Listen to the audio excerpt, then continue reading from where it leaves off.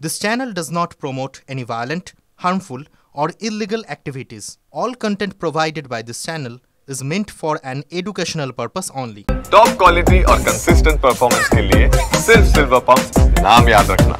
2026-এর ভোটে যার ভরসাতে অঙ্ক করছে তৃণমূল সেই আইপ্যাকই হয়ে দাঁড়িয়েছে বিরোধীদের চক্ষুশূল। আইপ্যাক নিয়ে অভিষেকের বার্তার 24 ঘন্টার মধ্যেই সারাশি আক্রমণে নামলো বিজেপি এবং কংগ্রেস। বিভাজনের রাজনীতিতে ভোট লুটে কাজে আইপ্যাককে ব্যবহার করা হতে পারে বলে আশঙ্কা প্রকাশ করলেন অধীর এবং সুকান্তরা। হাস্যকর বলে উড়িয়ে দিয়েছে তৃণমূল।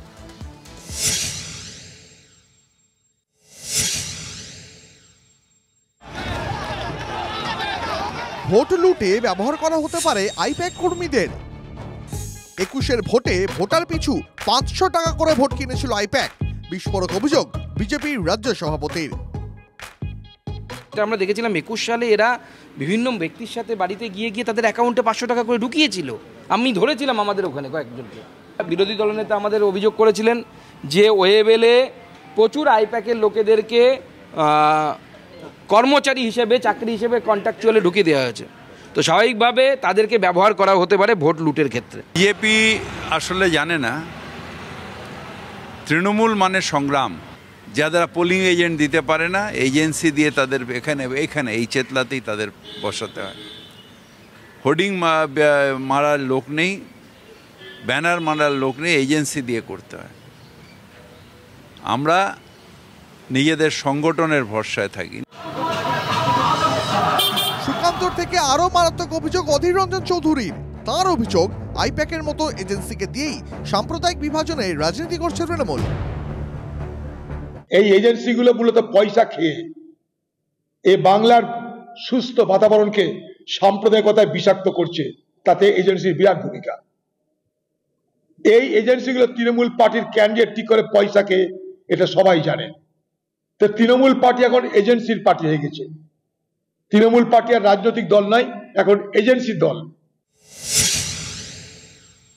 এই ধরনের পদ্ধতি বা এই ধরনের এজেন্সির ব্যবহার আদৌ কি ভারতের গণতন্ত্রের ক্ষেত্রে স্বাস্থ্যকর না অস্বাস্থ্যকর?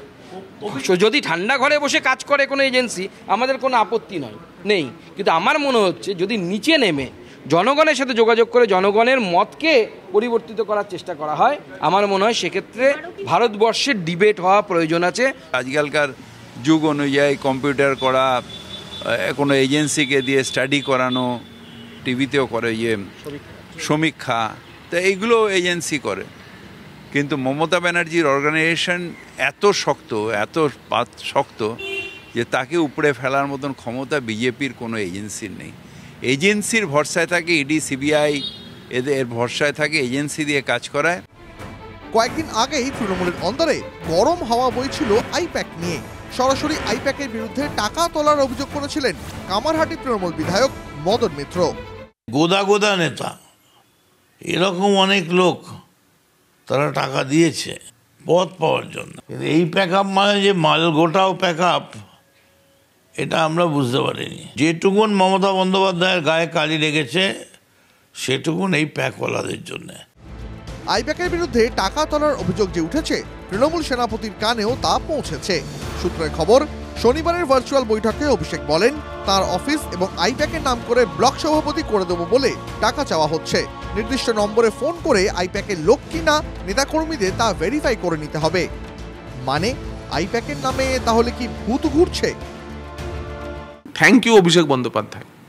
আমরা যে বলছিলাম তৃণমূল মানে তোলামূল, আজকে আপনি স্বীকার করে নিলেন, এবং আপনার নামে এবং আইপ্যাকের নামে যে টাকা তোলা হয় আপনি সেটাও স্বীকার করে নিলেন। একটি শুধু প্রশ্ন আছে, পরের ভার্চুয়াল মিটিংয়ে সেটা আপনি বলে দেবেন নিশ্চয়ই।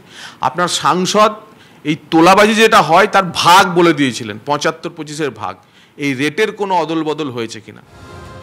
সমালোচনা যাই হোক, আইপ্যাকই যে 26-এর তৃণমূলের বড় ভরসা তা স্পষ্ট করে দিয়েছেন অভিষেক। জানিয়ে দিয়েছেন প্রতি বিধানসভায় দলের তরফে আইপ্যাকের ছেলেরা থাকবে, তারাই ট্রেনিং দেবে। আইপ্যাক যে থাকছে সেই ইঙ্গিত আগেই দিয়েছিলেন দলের সুপ্রিমো। মানে তৃণমূল নেত্রীর নির্দেশ ইমপ্লিমেন্টেশন হবে সেনাপতির হাত ধরেই। Bureau report, TV9 Bangla.